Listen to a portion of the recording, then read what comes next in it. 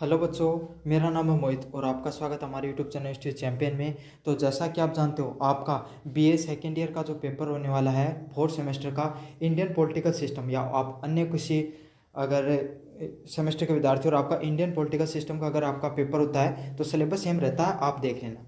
तो क्या होगा, उससे संबंधित जितने भी अति लघुतरात्मक प्रश्न आते हैं आपके unit first, unit second, unit third और यूनिट फोर को, वो मैं आपके पूरे के पूरे कराने वाला हूँ। तो ये वीडियो बहुत ज़्यादा महत्वपूर्ण होने वाला है आपके लिए। तो आपको क्या करना है, चैनल को सब्सक्राइब कर देना है, वीडियो को लाइक कर देना है और अपने दोस्तों को जरूर से शेयर करना है। अकेले अकेले मत पढ़ा करो, अपने दोस्तों को भी जरूर से शेयर कर दिया करो। साथ के साथ जैसे लाइक करोगे, कमेंट बॉक्स होता है ना, वहाँ पे एक हाइप का ऑप्शन दिखेगा, उस पर क्लिक कर देना। उससे क्या होता है, और ज़्यादा लोगों को ये वीडियो रिकमेंड होता है। तो चलो शुरू करते हैं अपन। भारतीय राष्ट्रवाद के उदय के प्रमुख कारण क्या थे? तो भारतीय जो राष्ट्रवाद है उसके उदय के कारण क्या थे? राष्ट्रवाद मैं बताता हूँ। भारत के अंदर जब अंग्रेजों का शासन था, उस समय भारत के अंदर जो लोगों में जो राष्ट्रवाद की भावना, अपने देश के प्रति जो प्रेम है, वो क्यों ऊपर उठता है कि हमें इन अंग्रेजों से मुक्ति पानी है और अब हमें खुद इस देश पर राज करना है। उसका उदय होने के पीछे सबसे बड़ा कारण क्या रहता है? तो देखो इसके पीछे दो प्रमुख कारण रहे। पहला प्रमुख कारण था कि अंग्रेजों की नीतियां। तो अंग्रेज क्या करते थे, भारत पे शोषणकारी नीतियां हैं वो लागू करते थे। हर तीसरे दिन कोई ना कोई नया अधिनियम, नया नियम लेके आते थे, जिसमें क्या होता था, भारतीयों को शोषण करते थे। फिर अगले वाला क्या, भारत में उन्होंने क्या किया, उन्होंने प्रयास किया कि भारतीय लोगों को अब धीरे धीरे आधुनिक किया जाए। तो उन्होंने आधुनिक शिक्षा का प्रसार करने का प्रयास किया। तो लोग क्या हुए, लोगों के जो अब कोई भी बदलाव होता है हम जल्दी से उसको स्वीकार नहीं करना चाहते हैं। वो चीज़ तो अच्छी थी लेकिन उस समय के लोगों ने उसको स्वीकार नहीं करना चाहा। तो उससे क्या हुआ, लोगों की जो मानसिकता, जैसे आधुनिक शिक्षा हो गई, सती प्रथा हो गई, या महिलाओं के सशक्तिकरण से संबंधित जो प्रयास किए वो लोगों ने एक्सेप्ट नहीं किए। समाज में जो बदलाव कर रहे थे, सांस्कृतिक बदलाव कर रहे थे, तो इससे भी लोग परेशान थे। अलग से उनकी शोषणकारी नीतियाँ तो थी जिससे वो और ज़्यादा परेशान थे।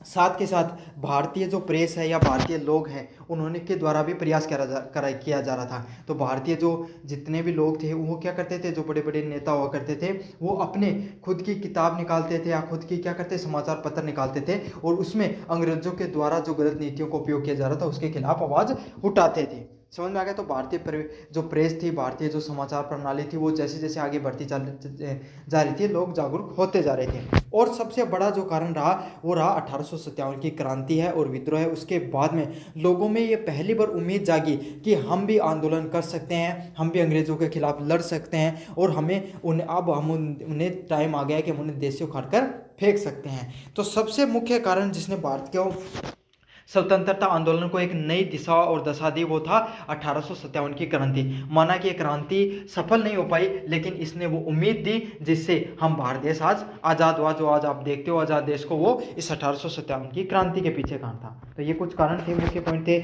उनकी शोषणकारी नीतियाँ, आधुनिक शिक्षा व सांस्कृतिक बदलाव करना और संचार साधनों का क्या होना, विकास होना, और 1857 की क्रांति। अगले वाला प्रश्न है, भारतीय राष्ट्रीय कांग्रेस की स्थापना कब और किसने की?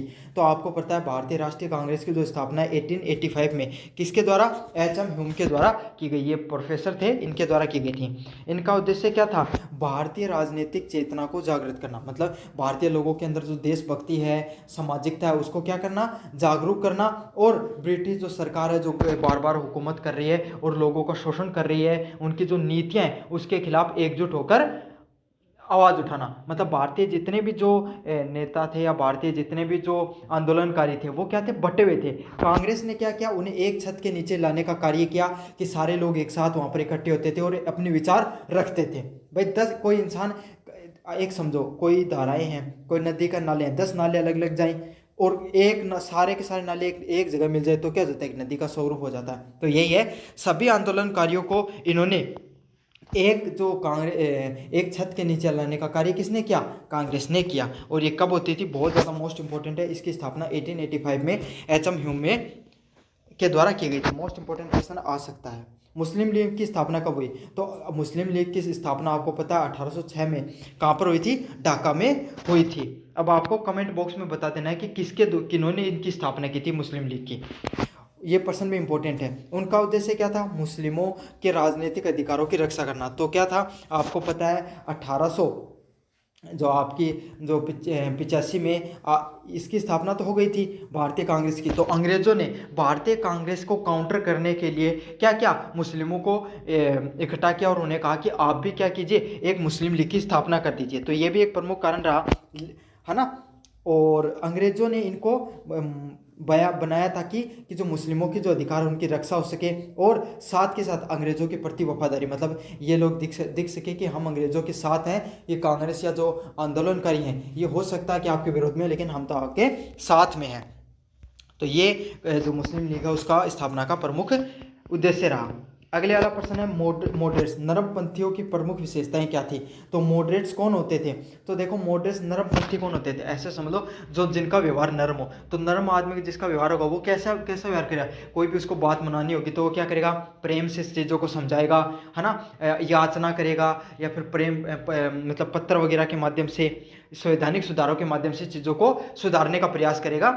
अगर अपन पॉलिटिक्स राजनीति की बात करें तो समझ में आ गया। तो ऐसे ही लोग नरमपंथी थे जो क्या करते थे, अंग्रेजों को क्या मानते थे कि भाई अंग्रेज हैं, ये समझदार है, खुद से अपने अंदर बदलाव कर लेंगे। तो ये था नरमपंथी नेता थे। ये क्या करते थे, संवैधानिक सुधार, प्रार्थनाओं और याचनाओं के माध्यम से ब्रिटिश शासन उसमें सुधार लाने का बात करते थे। जैसे दादा भाई नौरोजी, गोपाल कृष्ण गोखले, इनके दो प्रमुख नेता हुए हैं। अच्छे से याद कर लेना, दोनों के नाम पर आ सकता है कि दो नरमपंथियों के उदाहरण के नाम बताइए। तो जो मैंने प्रश्न बता रहा हूँ इनसे बाहर आपको नहीं आएगा लगभग। गर्मपंथी एक्सट्रीमिस्ट का राजनीतिक दृष्टिकोण क्या था। तो जो गर्मपंथी नेता होते थे, एक्सट्रीमिस्ट हुआ करते थे, उनका स्वराज को अधिकार मानते थे। इनकी सीधी सीधी बात यही थी, ये क्या थे, थोड़े जवान नेता थे। इनका क्या था कि ये अंग्रेज होते कौन है हमारे देश पे राज करने वाले, हम इस देश में पैदा हुए हैं, हमारा इस देश पे अधिकार है। समझ में आ गया, हमें स्वदेश, हमें अपने देश पर, हमें खुद को, भारतीयों को राज करना चाहिए। अंग्रेजों से हमें, अंग्रेज होते कौन है जो हम पर नीतियां लागू कर रहे हैं। तो ये किसके माध्यम से बदलाव चाहते थे, ये सीधी क्रांति करने की बात करते थे, सीधी अंग्रेजों से आर पार की लड़ाई बात करते थे, हिंसा के माध्यम से लड़ाई को, युद्ध जो आंदोलन है या संवैधानिक या जो नीतियों में, अंग्रेजों की नीतियों में बदलाव की बात करते थे। समझ में आ गया। तो स्वराज का अधिकार मानते थे। आंदोलन हो गए, बहिष्कार हो गए, स्वदेशी जैसे उपायों को अंग्रेजों को विरोध करते थे। किसके माध्यम से, आंदोलनों के माध्यम से, बहिष्कारों के माध्यम से, और जो स्वदेशी जैसे उपाय हैं उनके माध्यम से करते थे। इनके प्रमुख नेता कौन थे, बाल गंगाधर तिलक, लाला लाजपत राय और विपिन चंद्र पाल। अच्छे से याद कर लेना, लाला लाजपत राय, बाल गंगाधर तिलक और राजा राय विपिन चंद्र पाल। तो हो सकता है आपको ये प्रश्न ऐसे आ जाए, उदाहरण भी पूछ ले, तो उदाहरण भी मैंने साथ के साथ इसमें डाल रखे हैं आपके सामने। अगले वाला प्रश्न, गांधी जी के नेतृत्व में राष्ट्रीय आंदोलन में क्या बदलाव आया। तो देखो गांधी जी का क्या एक अलग ओरा था कि, तो इनके अंदर क्या था अलग गांधी जी के अंदर। तो ये जब आए, जब से इन्होंने भारत के अंदर आंदोलन करने शुरू किए, इनके साथ जनता जुड़ती चली गई। इनकी व्यक्तित्व इतना प्रभावशाली था, जो लोग इनके खिलाफ, जो इनके विरोधी होते थे, वो आगे जाकर वही लोग जब इनसे मिलते थे तो वही लोग इनके क्या हो जाते थे, इनके प्रशंसक हो जाते थे। जैसे कि सरदार वल्लभ भाई पटेल, वो इनसे बिल्कुल खुश नहीं रहते थे, लेकिन जैसे खेड़ा आंदोलन के बाद में ये मिलते हैं एक दूसरे के साथ, तो वहाँ पर उसके बाद वो इतने प्रभावशाली हो जाते हैं कि गांधी जी की वो अपना, गांधी जी की हर बात मानते थे। तो यही फर्क होता है, यही फर्क था गांधी जी की जो व्यक्तित्व था उसके अंदर। तो और साथ के साथ भीड़ को इकट्ठा करने की एक अद्भुत कला भी गांधी जी के अंदर थी। महात्मा गांधी ने सत्याग्रह के माध्यम से अहिंसा और असहयोग जैसे आंदोलन से, जन आंदोलन से अपनी शुरुआत की आंदोलनों की। तो सबसे पहला जो सत्याग्रह मतलब हमें सत्य के माध्यम से क्या करना है, आंदोलन करना है, हिंसा नहीं करनी है। और असहयोग, जो अंग्रेज है उनका सहयोग नहीं करना है, किसी भी प्रकार का हिंसा का प्रयोग नहीं करना है, अहिंसा के माध्यम से हम ये लड़ाई जीतेंगे। और इन्होंने इन माध्यम से, देखो पूरी दुनिया में सिर्फ आंदोलन करने का एक ही तरीका माना जाता था, वो क्या था, हिंसा के माध्यम से हम आंदोलन, अपनी आवाज़ पहुंचा सकते हैं। गांधी जी ने दुनिया को एक नया आंदोलन करने का तरीका दिया था, वो क्या था, अहिंसा के द्वारा आंदोलन करना, कि भाई हम हिंसा का प्रयोग नहीं करेंगे और अहिंसा से ही अपनी बात रखेंगे। समझ में आ गया।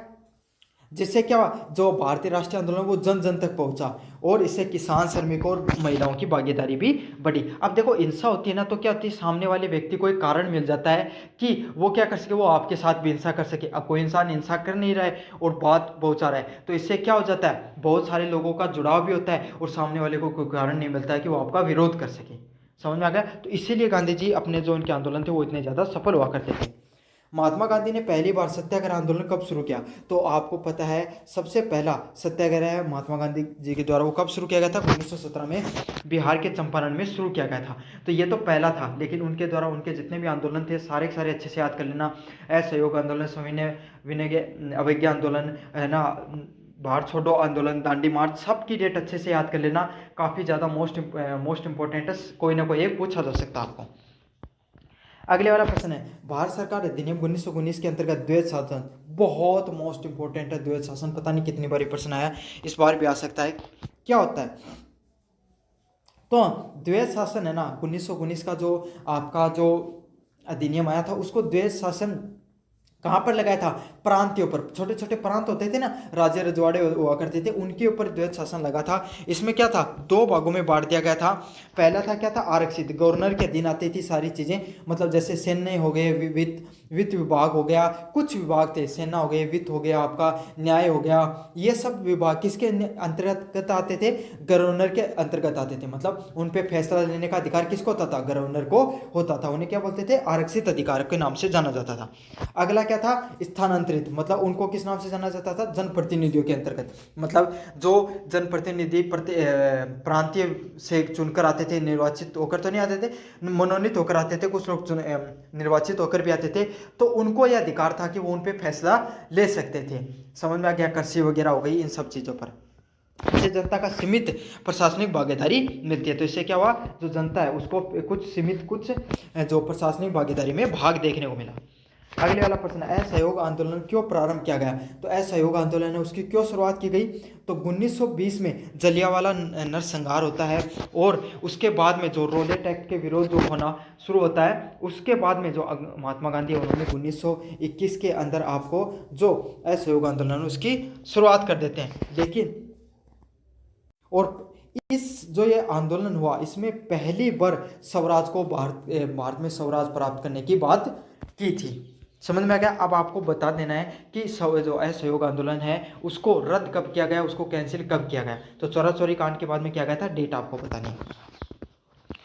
अगले वाला प्रश्न है, भारत छोड़ो आंदोलन की प्रमुख विशेषता क्या थी? तो भारत छोड़ो आंदोलन है कब शुरू किया गया था? 1942 में महात्मा गांधी के द्वारा शुरू किया गया था, और इसमें जो नारा दिया गया था वो कौन सा दिया गया था? करो मरो का नारा दिया गया था। अच्छा, पहली बार गांधी जी ने हिंसा की बात की थी, और पहली बार इन्होंने कहा था कि ये कैसा आंदोलन होगा? ये एक प्रकार का उग्र आंदोलन होगा जो जिसमें हर वर्ग ने भाग लिया, और ब्रिटिश सरकार की इसमें क्या करती? नींव हिला दी थी। 1935 का अधिनियम की प्रमुख विशेषताएं क्या थी?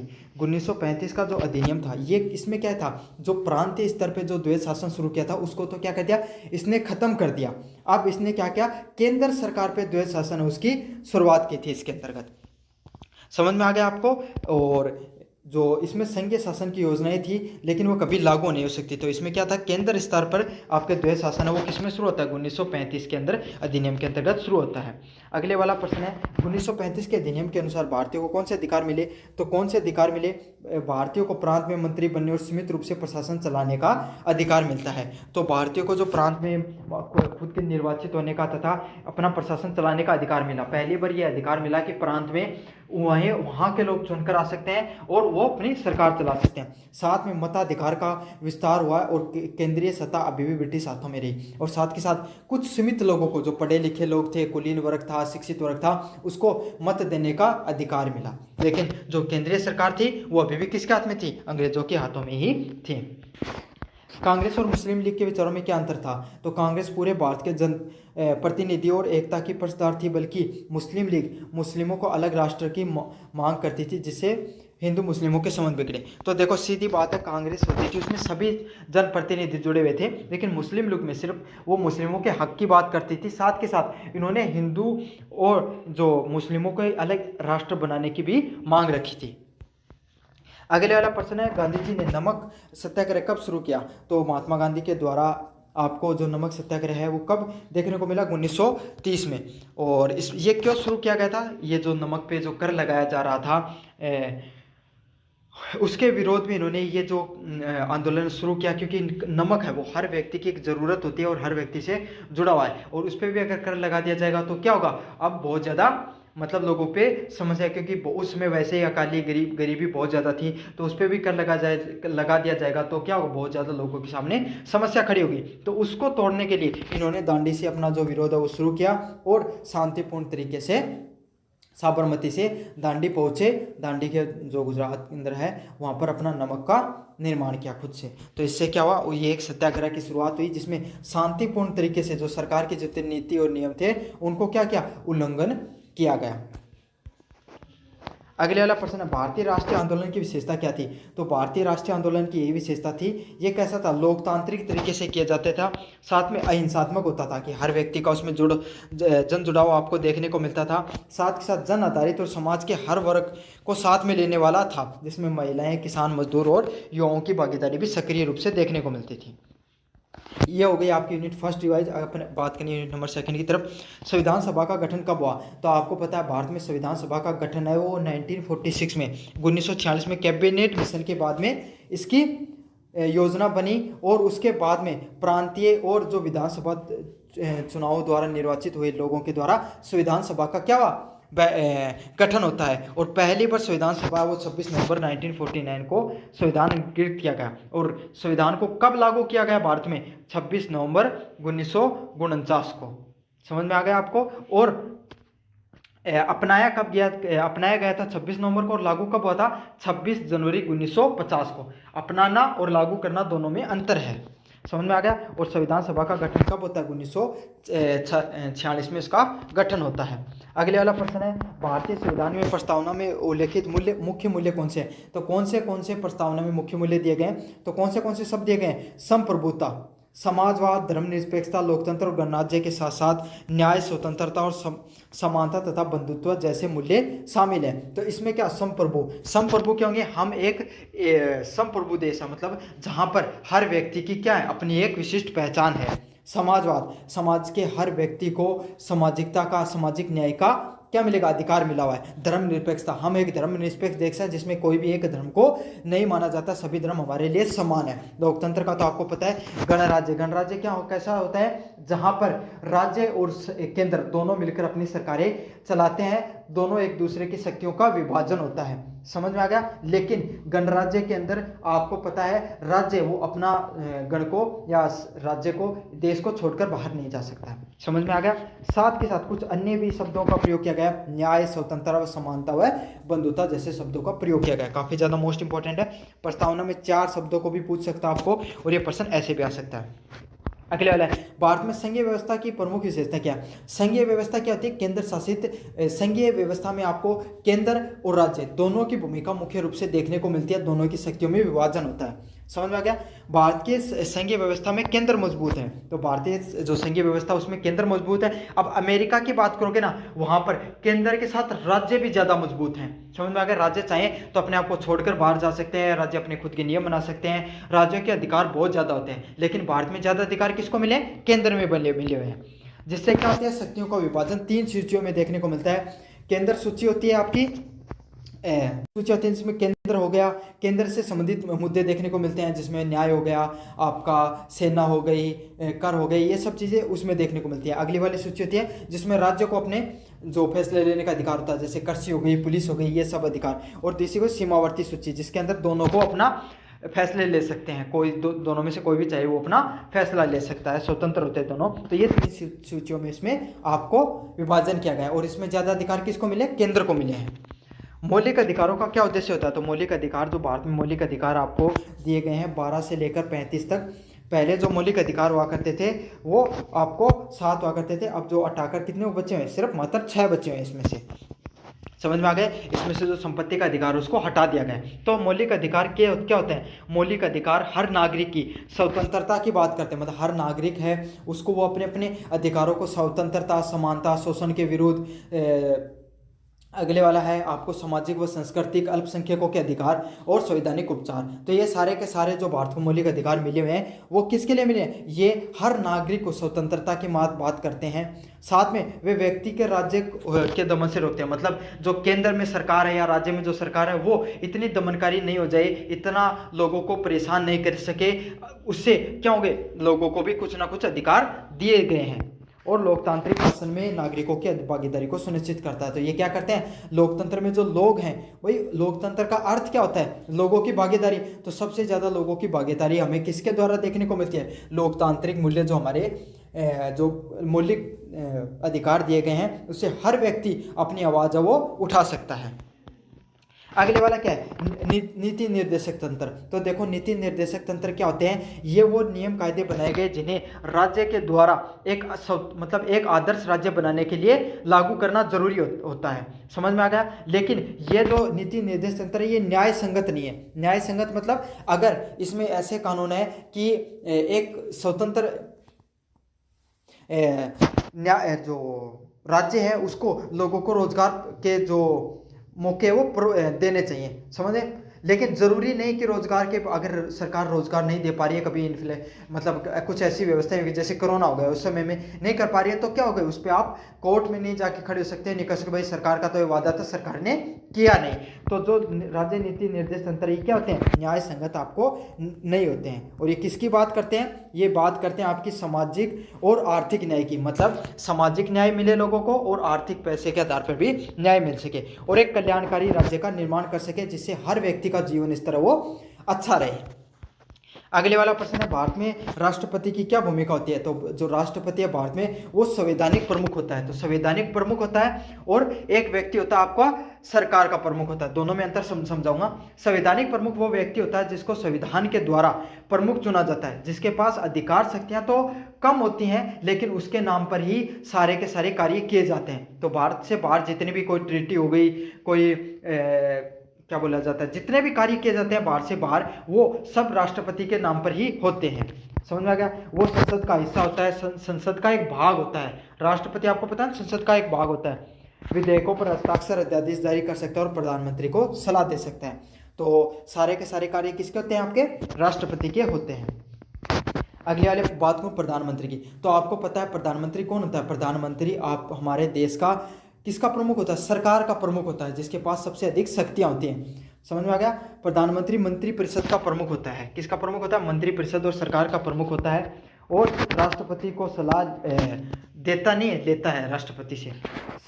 ये गलत लिखा गया यहाँ पे। संसद में सरकार का नेता होता है, संसद में जो सरकार होती है उसका प्रमुख नेता होता है। नीतियों निर्माण व क्रियान्वयन में उसका प्रमुख स्थान होता है। अगला प्रश्न है, कैबिनेट मंत्रिपरिषद और कैबिनेट में क्या अंतर होता है। तो कैबिनेट मंत्रिपरिषद का छोटा और शक्तिशाली समूह होता है। तो कैबिनेट कौन होता है, जैसे देखो मंत्रिपरिषद है, मंत्रिपरिषद में कितने मान लो एग्जांपल 60 लोगों को चुन लिया, तो अब प्रधानमंत्री सभी 60 लोगों से तो बातें नहीं कर सकता, तो उसमें से वो क्या करता है, गिने चुने जो उसको पास सबसे महत्वपूर्ण विभाग होते हैं 10 से 15 लोगों को क्या कर लेता है, अपने कैबिनेट में रख लेता है या उससे भी कम कर सकता है, जिससे क्या हो सके उसकी वो आसानी से उन लोगों से बात कर सके। और वो लोग क्या करते हैं, सारे के सारे मंत्रालयों की जानकारी रखते हैं। समझ में आ गया। जो मुख्य निर्णय लेते हैं, जबकि मंत्रिपरिषद में सभी मंत्री होते हैं, जैसे कैबिनेट, राज्य उप मंत्री होते हैं। समझ में आ गया आपको सारी की सारी चीजें। कैबिनेट जो मंत्रिपरिषद का भी छोटा भाग होता है। भारतीय संसद के 2 सदनों के नाम लिखिए। तो भारतीय सदन है उसके 3 भाग होते हैं, अच्छे से याद कर लेना। 3 भाग कौन से होते हैं भारतीय सदन के, राष्ट्रपति, ठीक है, उसके बाद में आपका लोकसभा और राज्यसभा। समझ में आ गया आपको, ये 3 भाग होते हैं। तो इसमें सदन के 2 नाम पूछे, पहला लोकसभा होता है जिसको निचले सदन के नाम से जाना जाता है, अगला होता है राज्यसभा जिसको उच्च सदन के नाम से जाना जाता है। और आपके समय लोकसभा के जो चुनाव है वो प्रत्यक्ष रूप से होते हैं, जनता वो चुनाव करती है और प्रतिनिधि चुनकर आते हैं। राज्यसभा के जो चुनाव होते हैं वो अप्रत्यक्षित रूप से होते हैं, जहाँ पर लोग हैं वो अप्रत्यक्ष रूप से द्वारा लोगों के द्वारा चुने जाते हैं, जो चुने हुए प्रतिनिधि हैं उनके द्वारा चुना जाता है आपको राज्यसभा के मेंबरों को। अगले वाला नेता प्रतिपक्ष का क्या महत्व होता है। तो देखो राज्य का जो सरकार का प्रमुख कौन होता है, प्रधानमंत्री होता है। अब आपको पता है वैसा ही विपक्ष भी चुन के आता है, सारी सीटें सरकार को थोड़ी मिलती है, विपक्ष को भी मिलती है। तो विपक्ष का भी एक नेता प्रमुख बना दिया जाता है। उसको क्या कार्य होता है, वो सरकार के द्वारा जो नीति व नियम बनाए गए उनमें जो कमियां हो गई उनको उजागर करने का कार्य करता है। जनता की जो आवाज़ है वो अगर सरकार तक नहीं पहुँच पा रही है तो उसको आवाज़ देने का कार्य करता है। तो इसका कार्य क्या होता है, सरकार क्या है एकदम वो नहीं हो जाए, बिल्कुल भी अलोकतांत्रिक नहीं हो जाए, आपको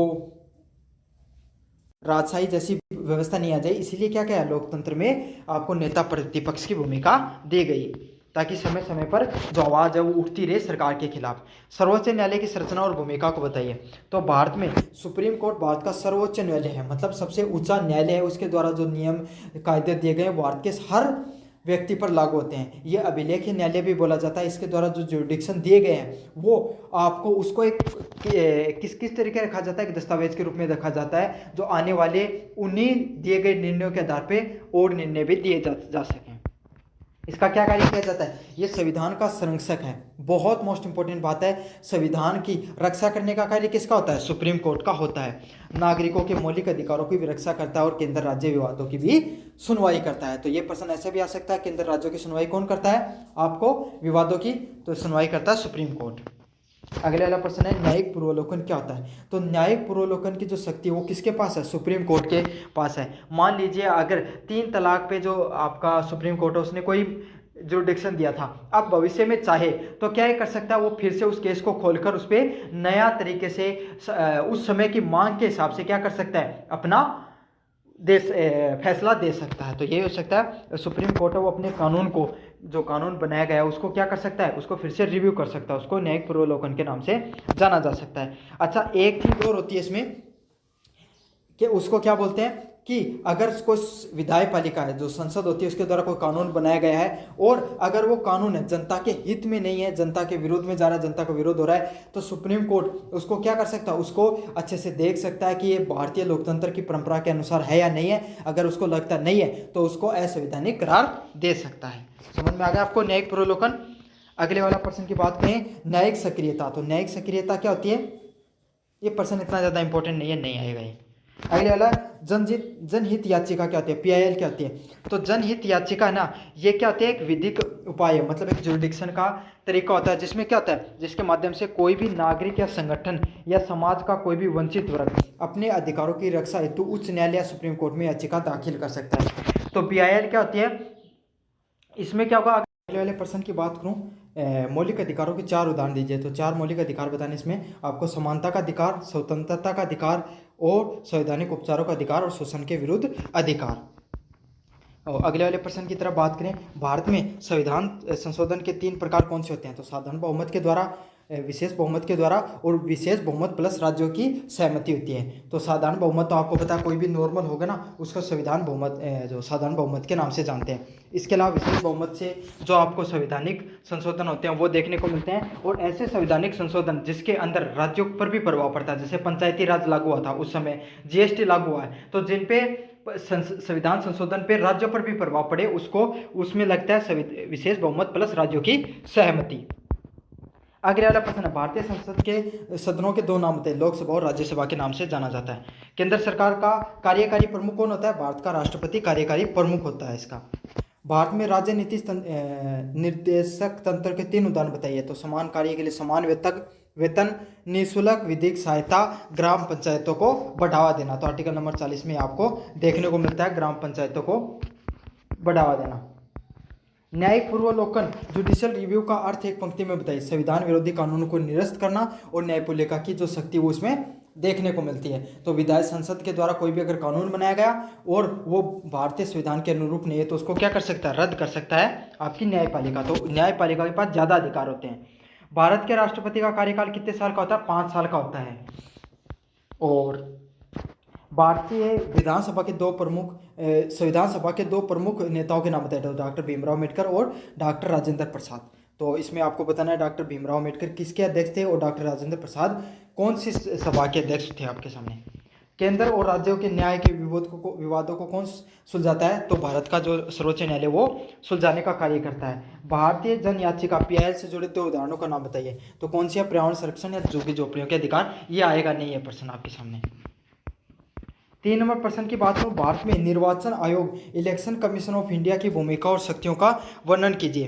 तो भारत में जो इलेक्शन कमीशन है वो उसका क्या कार्य होता है, उसका कार्य होता है भारत में किस किस के चुनाव कराता है? राष्ट्रपति उपराष्ट्रपति के चुनाव कराता है, लोकसभा के कराता है और राज्य विधानसभाओं के चुनाव कराता है। अच्छे से याद कर लेना, लोकसभा के, राज्य विधानसभा के, राष्ट्रपति के और उपराष्ट्रपति के चुनाव कराता है। किसके नहीं करवाता है? अच्छे से सुना, नहीं करवाता है। किसके नहीं कराता है? पंचायत के नहीं करवाता है, नगर पालिका के चुनाव नहीं कराता है। समझ में आ गया? और साथ के साथ इसका क्या कार्य होता है? आदर्श चुनाव आचार संहिता उसको लागू करना और राष्ट्रीय जो पार्टियां होती है उसको नाम को राष्ट्रीय दलों को अनुमति देना और चुनावी प्रक्रिया को निष्पक्षता सुनिश्चित करना भी काम किसका होता है? आपका भारतीय जो चुनाव आयोग उसका कार्य होता है। अगले वाला प्रश्न है संघ लोक सेवा यूपीएससी की संरचना और कार्यों का वर्णन कीजिए। तो यूपीएससी है, संघ लोक सेवा है, ये क्या है? आयोग है। ये एक प्रकार की संवैधानिक संस्था है जिसका उल्लेख किसमें किया गया है? संविधान में किया गया है। और कौन से अनुच्छेद के तहत आती है? आर्टिकल अनुच्छेद नंबर 315 के तहत ये क्या करती है? अपने कार्य करती है। इसमें सिविल सेवाओं में नियुक्ति और परीक्षाओं का संचालन का कार्य होता है। तो इसका क्या प्रमुख कार्य है? जो सिविल सेवाएं होती हैं उसमें जो बच्चों को चयन करने का कार्य होता है, साथ ही साथ भर्तियों की सिफारिश करती है और सरकार की सेवा विषय से सलाह देती है कि भाई अगर कोई भर्तियां हैं उसके अंदर किसी प्रकार का बदलाव करना हो गया, उनकी नियुक्तियां हो गई, ये सब कार्य किसके? संघ लोक सेवा के आयोग के कार्य होते हैं। भारतीय मानव अधिकार आयोग NHRC का क्या महत्व स्पष्ट कीजिए। तो NHRC यह क्या एक प्रकार की संवैधानिक निकाय है जिसकी स्थापना कब की गई थी? 1993 में की गई थी। और ये क्या? मानव अधिकार संरक्षण अधिनियम के तहत हुई। तो इसका कब NHRC को किस अधिनियम के तहत बनाया गया था? तो इसका बनाया गया था मानव अधिकार संरक्षण अधिनियम के तहत 1993 में इसको बनाया गया था। और ये किस किस पे कार्य करता है? ये मानव अधिकारों के हनन की शिकायतों की जांच करता है। तो कोई भी व्यक्ति है अगर उसके मानव अधिकार हैं उनका हनन हो रहा है, किसी समुदाय का हो रहा है, कोई व्यक्ति विशेष या संगठन का हो रहा है, तो उससे संबंधित उनकी जांच करता है, सिफारिशें देता है और मानव अधिकार जागरूकता को बढ़ाता है। अब मानव अधिकार क्या होते हैं? जैसे कोई व्यक्ति है जिसको उत्पीड़ित किया जा रहा है, उसकी ना सरकार सुन रही है, ना पुलिस सुन रही है, कोई नहीं सुन रहा है, तो वो क्या जाएगा? मानव अधिकार आयोग उसके पास जाएगा। तो वो क्या करेगा? ये भी एक बहुत शक्तिशाली आयोग है। इससे जो बड़े बड़े अधिकारी होते हैं वो भी डरते हैं। क्यों? इसके पास वो शक्तियां हैं जो कोई भी व्यक्ति हो गई, कोई भी तंत्र हो गया, उसको अपने पद से पद खोने का तक का डर रहता है अगर वो अपनी रिपोर्ट सौंप दे तो, क्योंकि वे एक प्रकार की संवैधानिक संस्था के अंतर्गत ही आता है। राज्यपाल की नियुक्ति प्रक्रिया और प्रमुख शक्तियों का उल्लेख कीजिए। तो राज्यपाल की जो नियुक्तियां हैं वो किसके द्वारा की जाती है? राष्ट्रपति के द्वारा की जाती हैं। और ये भी एक प्रकार का क्या होता है? संवैधानिक पद होता है। और जिस तरीके से राष्ट्रपति केंद्र में आपका क्या होता है? संवैधानिक प्रमुख होता है, उसी तरीके से राज्य का संवैधानिक प्रमुख कौन होता है? आपका राज्यपाल संवैधानिक प्रमुख होता है। इसका कार्य क्या होता है? राष्ट्रपति की तरह क्या करता है?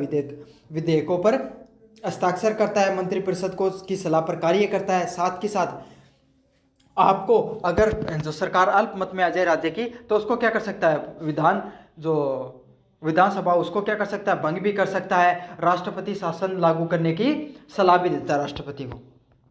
तो ये सब सारे के सारे अधिकार किसको होते हैं? राज्यपाल को अधिकार होते हैं। अच्छा, आप कमेंट बॉक्स में बताना कि राज्यपाल को शपथ कौन दिलाता है और राजस्थान का राज्यपाल कौन है, ये भी बता देना आपको। मुख्यमंत्री की भूमिकाओं और शक्तियों का विश्लेषण कीजिए।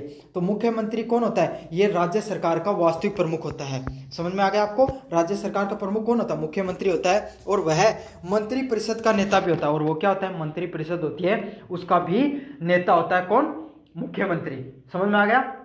भाई मंत्रिपरिषद होती है, वही तो चुनती है, सरकार चुन के आई, मंत्री बने, उसमें उनके द्वारा ही तो मुख्यमंत्री को चुना जाता है। और साथ के साथ इसका प्रमुख कार्य होता है कि नीतियों का निर्माण करता है, विधानसभा में सरकार का प्रतिनिधित्व भी करने का कार्य करता है कि विधानसभा के अंदर जो सरकार में जो प्रतिनिधि होते हैं उनका प्रतिनिधित्व करता है और प्रशासनिक कार्यों का संचालन भी करता है। तो सारे के सारे कार्य होते हैं कि भाई मंत्रिपरिषद का प्रमुख हो गया, सरकार चलाने कार्य हो गया, नीति का निर्माण हो गया, प्रशासनिक कार्यों का संचालन होगा। सभी कार्य किसके अंतर्गत आते हैं? मुख्यमंत्री के अंतर्गत आते हैं और ये राज्य सरकार में कार्य करता है। राज्य विधानमंडल की संरचना और कार्यों का वर्णन कीजिए।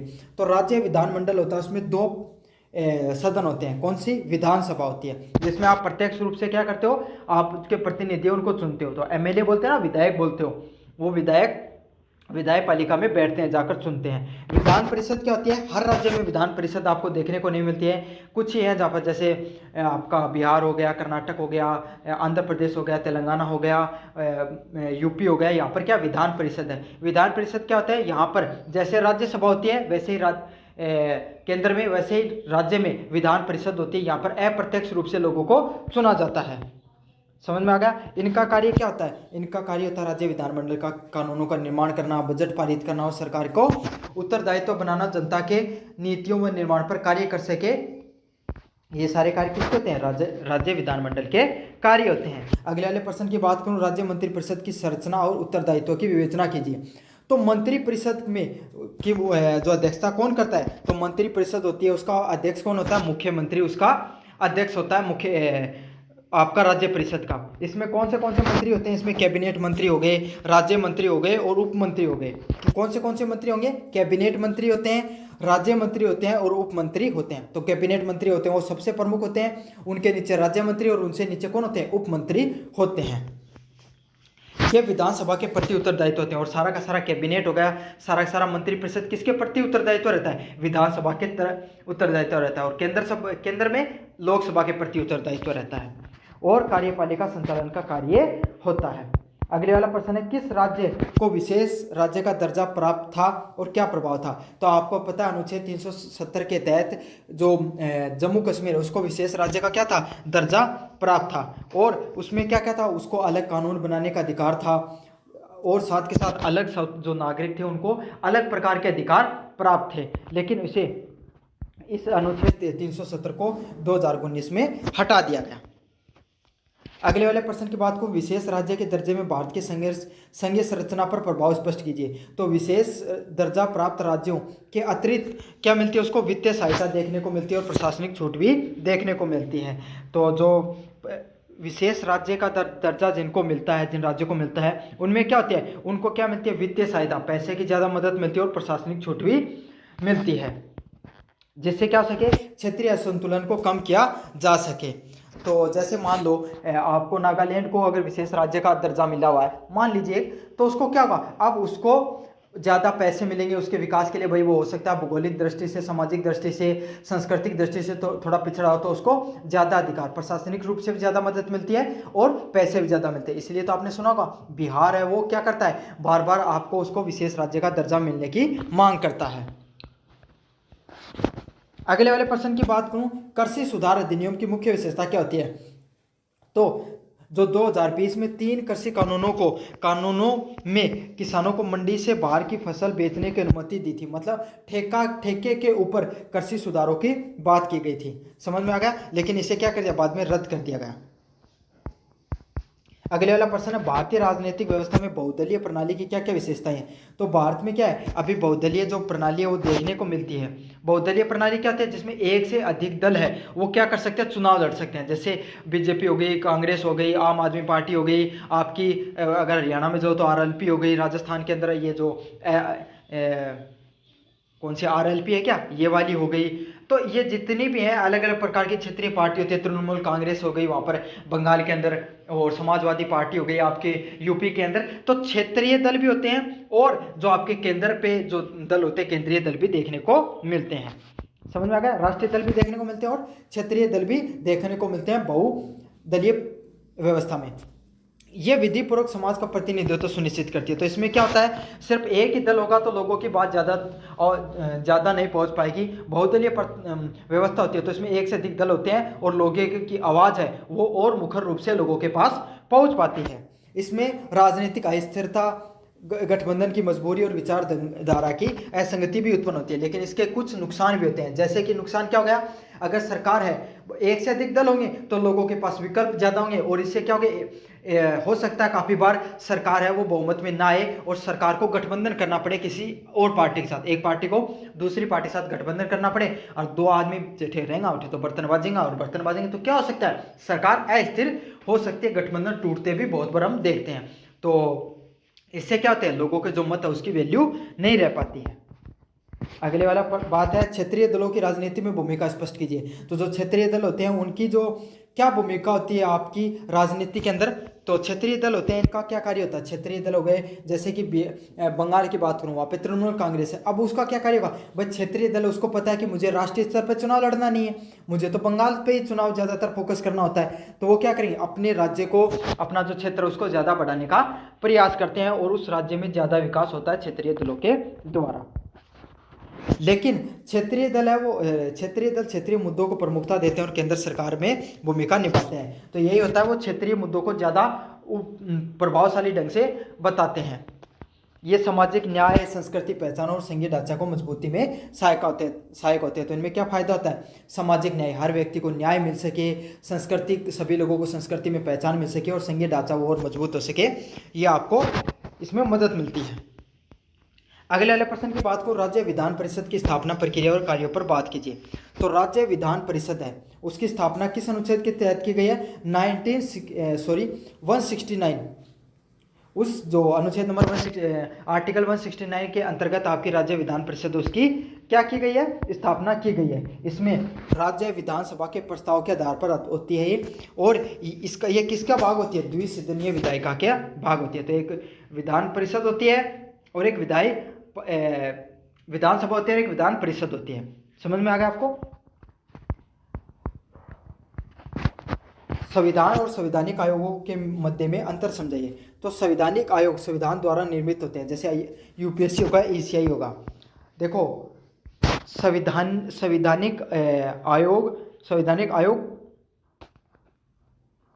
तो संवैधानिक आयोग होते हैं वो क्या होते हैं, जिसमें जिनका उल्लेख जब संविधान बनाएगा तभी उनके अंदर उनका उल्लेख कर दिया गया था। जैसे कि यूपीएससी हो गया, आपका एसीआई हो गया, इलेक्शन कमीशन ऑफ इंडिया हो गया, और कैग वगैरह हो गया। लेकिन संविधिक आयोग कौन से होते हैं, वो आयोग होते हैं जिनको भारत सरकार के द्वारा कानून व अधिनियम बनाकर बनाया गया है। जैसे NHRC भारतीय मानव अधिकार आयोग है, वो किसके अंतर्गत आता है, संविधिक आयोग के अंतर्गत आता है। संवैधानिक आयोग होते हैं वो अधिक स्वायत्त और शक्तिशाली होते हैं। तो भाई ये क्या होते हैं, ज़्यादा इंडिपेंडेंट होते हैं और ज़्यादा के ज़्यादा क्या होते हैं, आपके शक्तिशाली, पावरफुल होते हैं, क्योंकि इनका भाई पद पहले से बता दिया गया था संविधान के अंदर, और इनको हटाना भी बहुत ज़्यादा मुश्किल हो जाता है।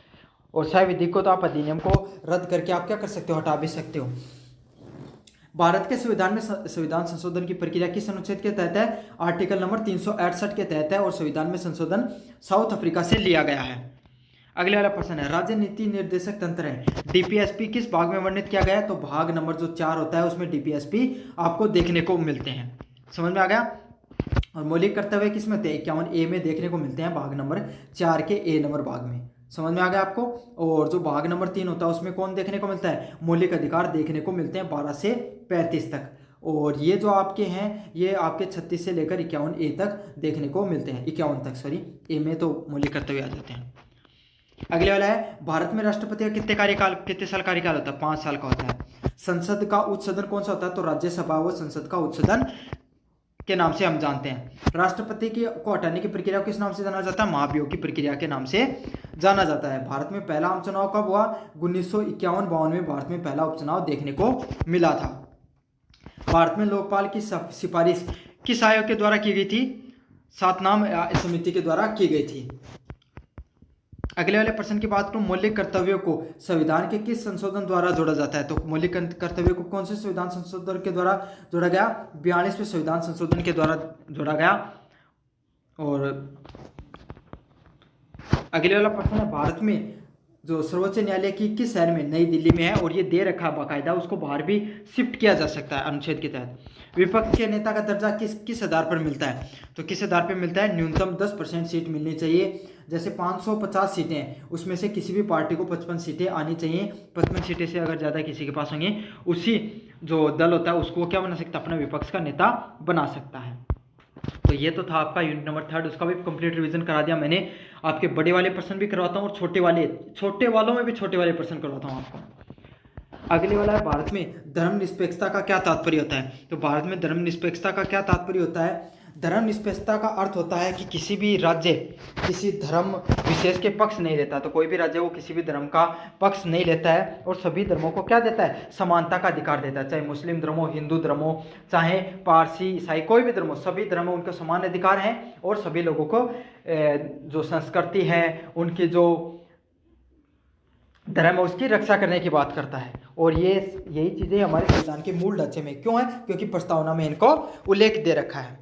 अगले वाले प्रश्न की बात करूं, भारतीय संविधान में धर्मनिरपेक्षता की पुष्टि किस प्रकार की गई। तो भारत में जो अनुच्छेद नंबर 42 के अंतर्गत आपको जो 42वें संविधान संशोधन हुआ 1946 में, उसमें आपको धर्मनिरपेक्ष शब्द है उसको किस में जोड़ा गया था, प्रस्तावना में जोड़ा गया था। और इसमें क्या बताया गया कि भारत है वो इस सभी धर्मों के प्रति अपनी तटस्थ विचारधारा को रखता है।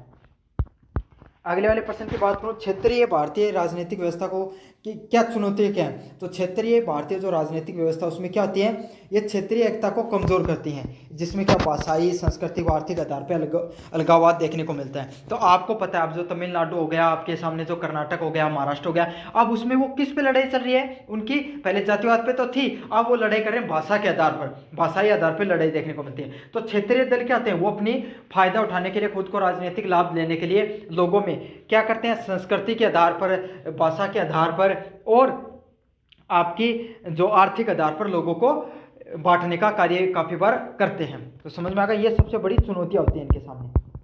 जातिवाद का भारतीय लोकतंत्र पर क्या प्रभाव पड़ा। तो जातिवाद है, इससे राजनीतिक विभाजन देखने को मिलता है। इससे क्या होता है, लोगों के जो प्रमुख मुद्दे होते हैं वो पीछे छूट जाते हैं, लोग जातियों को अपना वोट बैंक की तरह कार्य करते हैं जो राजनीतिक दल होते हैं वो। इससे क्या होती है, जो सामाजिक असमानता है वो देखने को मिलती है। साथ ही साथ लोकतंत्र की जो निष्पक्षता और समानता की सोच है वो पूर्ण रूप से साकार नहीं हो पाती है। अगले वाला प्रश्न है, सांप्रदायिकता किस प्रकार लोकतंत्र के लिए खतरा बनती है। तो जो सांप्रदायिकता होती है आपकी, उसका कार्य क्या था, सांप्रदायिकता क्या करे, लोगों में धर्म के आधार पर नफरत फैलाने का कार्य करती है, जिससे दंगे, हिंसा व सामाजिक विघटन देखने को मिलता है। तो जो सांप्रदायिकता होती है उससे क्या होता है, जो लोगों में धर्म के आधार पर बांटने का कार्य करती है। काफी बार समझ में आ गया, संप्रदाय हो गए ना, जैसे हिंदू मुस्लिम के आधार पर दंगे वगैरह देखने को मिलते हैं ना, वो सांप्रदायिकता के आधार पर ही होते हैं। इससे दंगे, हिंसा व सामाजिक विघटन होता है। और जो लोकतंत्र की जो अवधारणा है, धर्मनिरपेक्ष रहना, हर धर्म के प्रति अपनी वफादारी निभाना और समावेश की भावना, सभी लोग एक साथ भाईचारे के साथ रहें, उसको क्या होती है, वो उसको उल्लंघन होता है इस चीज से।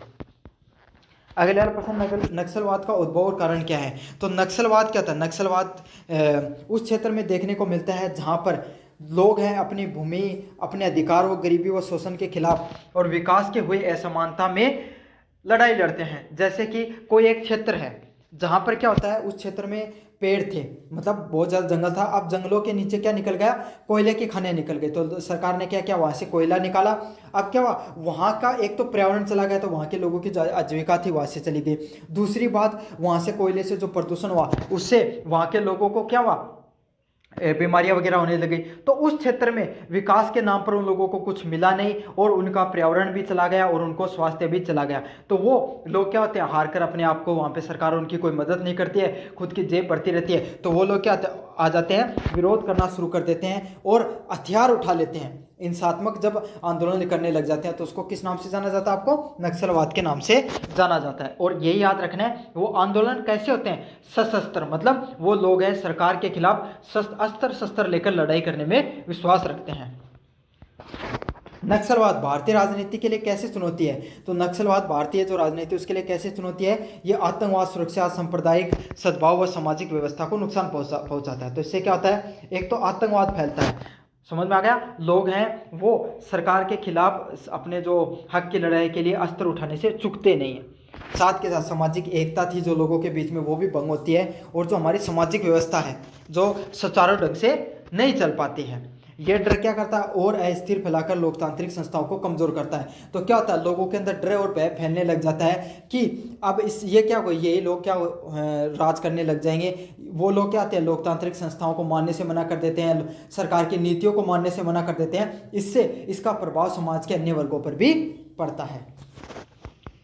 अगले वाला, पंचायती राज व्यवस्था किसे कहते हैं। तो भारत में पंचायती राज व्यवस्था एक त्रिस्तरीय ग्रामीण स्वशासन के नाम से जाना जाता है, जिसमें क्या आता है, सबसे निचला स्तर पंचायत, ग्राम पंचायत, फिर पंचायत समिति और फिर जिला परिषद। तो ये त्रिस्तरीय स्तर पर कार्य करती है आपके सामने। और किस अनुच्छेद के तहत? अनुच्छेद नंबर 40 के तहत इसको राज्य नीति निर्देशक तंत्रों में भी डाला गया है। और संविधान का जो 1973 का जो संविधान संशोधन हुआ था 76वां, उसमें इसकी 73वां संविधान संशोधन के तहत इसकी बात की गई थी पंचायती राज की।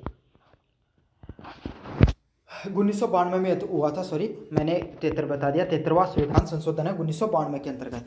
तो यह संशोधन क्या करता है? ये संशोधन ने पंचायती राज जो व्यवस्थाएं थी उनको किसका दर्जा दिया? उनको संवैधानिक दर्जा दिया गया, जिसमें महिलाएं, पिछड़े वर्ग और उनको आरक्षण दिया गया, वो भी क्या कर सकें, अपने जो सबसे नीचे की व्यवस्था होती है पंचायती राज, वहाँ पर अपना क्या कर सकें, अपनी राजनीतिक भागीदारी दिखा सकें। अगला है 74वां संविधान संशोधन 1992 की मुख्य विशेषताएं क्या है? तो 73वां संविधान संशोधन पंचायती राज से संबंधित है, 74वां संविधान संशोधन किससे संबंधित है? आपका नगर पालिकाओं से संबंधित है। तो इस अधिनियम ने नगर पालिकाओं को संवैधानिक दर्जा देने का कार्य किया। इसमें 3 प्रकार के निकाय देखने को मिलते हैं, नगर निकाय की व्यवस्था और नगर विकास को सशक्त बनाना इसका प्रमुख लक्ष्य होता है। तो 1974 में जो संविधान संशोधन किया गया वो किससे संबंधित था? आपका नगर पालिकाओं से और नगर विकास के लिए था, कि भाई गाँव के लिए तो आपने बना दिया पंचायती राज, तो शहरों के लिए क्या बनाया आपने? नगर पालिकाएं हैं, नगरीय विकास देखने को मिलता है।